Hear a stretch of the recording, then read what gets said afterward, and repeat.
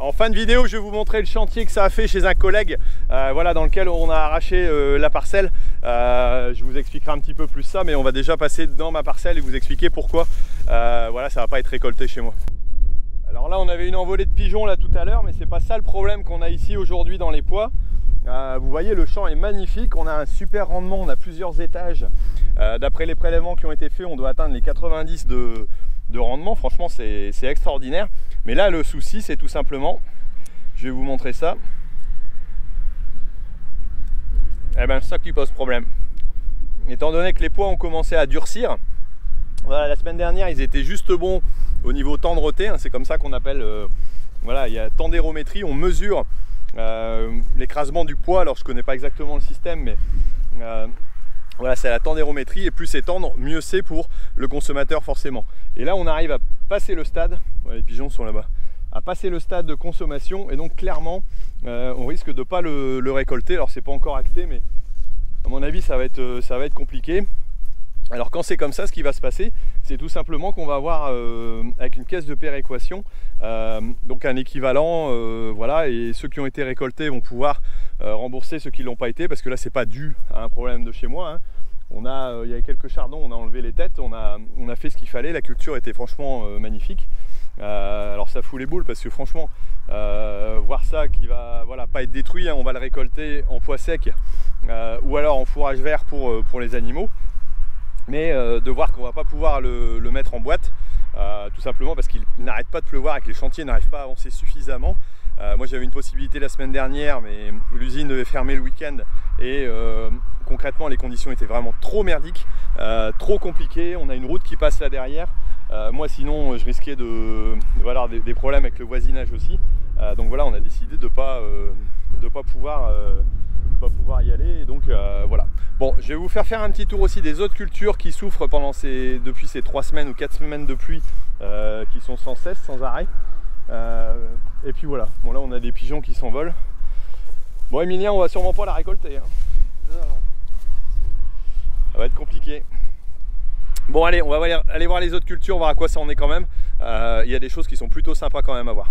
Bon, Emilien, une autre culture dans laquelle on a parfois un peu de perte, c'est les salades. À quoi on en est là actuellement? Bah, en ce moment ça va, on avance bien, le commerce il vend bien en Batavia, c'est où on a beaucoup de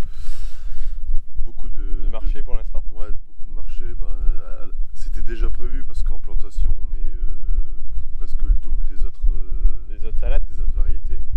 Donc on vend bien, on est à bientôt 200 caisses par jour en Batavia, donc c'est très bien. On a eu quelques pertes, des salades qui ont monté trop vite par rapport au commerce avec les coups de chaud qu'on a eu, tout ça. Les coups de chaud, ouais, je crois que ça a été un peu compliqué. Un peu plus compliqué à ce moment-là. Mais sinon, en règle normale, ça va. Par contre, par la suite, comme le temps n'a pas suivi, on a eu un coup de chaud, ça a monté. Et le reste, ça va pas être top. C'est pas que ça va pas être top, c'est que ça va être petit au moment où on va devoir récolter normalement. On va récolter, donc on aura sûrement un trou de quelques jours de battement où on n'aura rien à récolter. Bon, en parlant de trous et de difficulté de planter, on va peut-être aller jeter un œil dans les poireaux, parce que là c'est pas évident non plus. Non, là c'est autre chose encore. Je fais rien. Ouais. Bon, on voit que c'est compliqué ici. Là on est dans les poireaux, on est juste à côté des salades. Ici on a pu passer un tout petit peu d'hercétrie, mais pas à côté. Donc là c'est la cata aussi au niveau des herbages, à mon avis on va s'amuser.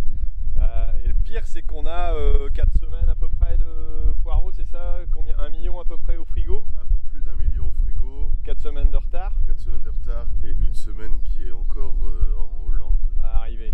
Qui est arrivée et qui a été décalée. On a réussi à décaler l'arrivée de celle-là. Donc ce qui veut dire qu'on a combien de jours de plantation? 7-8 jours? Je dirais même bientôt 10 de plantation qui nous attendent. Ouais. Bon, normalement on devait travailler avec un collègue, c'est mort, ça va, le constructeur a pu nous dépanner d'une machine en prêt là pour cette saison, mais là c'est encore hyper compliqué pour ici, pour les poireaux. Voilà, bon allez, on va aller voir un coup dans les autres cultures aussi. Alors ici les haricots, et pas les haricots, sont très beaux globalement. Par contre on voit qu'au niveau des herbes ça commence à pousser sérieusement, donc là c'est pareil, passage de hercétrie à faire très rapidement. Mais bon, sinon, en tout cas, il y a une superbe levée. C'est homogène, c'est régulier. C'est l'avantage d'avoir de l'eau quand même, quoi.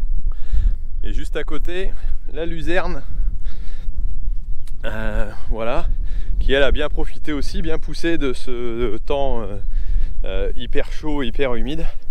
Voilà, avec les autres, il y a un peu de trèfle, voilà, violet qui est dedans, qui est mélangé. Ça c'est mon petit mélange avec la fétuque élevée, la fétuque des prés et de la fléole normalement. Donc voilà, tout ce petit mélange. Et là ça pousse bien aussi, après une première coupe qui a déjà été faite et qui était déjà pas trop mal. Ah oui, j'avais oublié de vous dire, je suis en train de faire un petit sondage pour savoir ce que je vais faire à la rentrée. J'ai des petites nouveautés voilà, prévues. Alors n'hésitez pas à aller y répondre. En plus, vous pourrez gagner un petit blouson. Et puis mon livre dans les bottes de ceux qui nous nourrissent, pour ceux qui ne l'ont pas encore lu ou acheté. Et puis vous pourrez m'aider tout simplement donc à trouver ce que je vais faire à la rentrée. J'ai des petites idées sympas, vous allez voir. Vous pourrez m'aider aussi à décider un petit peu de ce que je pourrais faire au niveau de la chaîne et du contenu essentiellement. Donc voilà, n'hésitez pas à y aller. Je vous mets le lien ici au-dessus sur le petit. Vous allez tapoter sur le petit ou bien à la fin de la vidéo, vous allez cliquer sur le lien que je vais vous mettre. Allez, je vous laisse continuer la vidéo. Là on est dans la partie entre guillemets où c'est pas trop mal. On voit pour autant, vous voyez les trains de roues, comment ils ont foncé et la récolte. Donc ça veut dire que le champ est abîmé pour quelques années au niveau structure du sol. C'est vraiment pas évident. En même temps, voilà, on peut pas décider voilà, de ce qui peut se faire ou de ce qui se fait pas. Et moi ça aurait pu être tout à fait dans ma parcelle. Donc il n'y a pas à bannir là-dessus. Mais on voit derrière aussi, là dans la partie plus des fourrières où là c'est un peu plus encore la cata et franchement ça se posait la question, est-ce qu'il vaut mieux ne pas avoir récolté dans ces conditions là alors que là c'est franchement pénible quoi. Donc là il y a beaucoup de questions à se poser quand on est agriculteur, hein, vous vous rendez compte.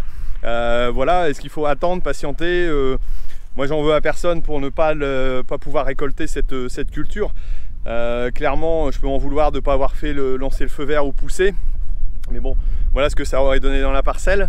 Les conditions de temps font que la récolte, voilà, si vous mangez des pois durs, vous n'allez pas apprécier. L'industriel ne peut pas non plus le faire. Donc on peut en valoir que la chance n'a pas de... Enfin, voilà, c'est de la faute à pas de chance comme on dit. Franchement pas évident, mais voilà, c'est un peu nos contraintes et nos difficultés. On voit que le reste des cultures sont plutôt extraordinaires et bien portantes. On espère que les cours vont tenir. En tout cas en céréales ça s'est amélioré un petit peu et on a des meilleurs potentiels que les années précédentes. Donc déjà là ça c'est un bon point. Voilà, c'est toutes les contrariétés, les contraintes qu'on peut avoir en tant qu'agriculteur. Vous comprendrez.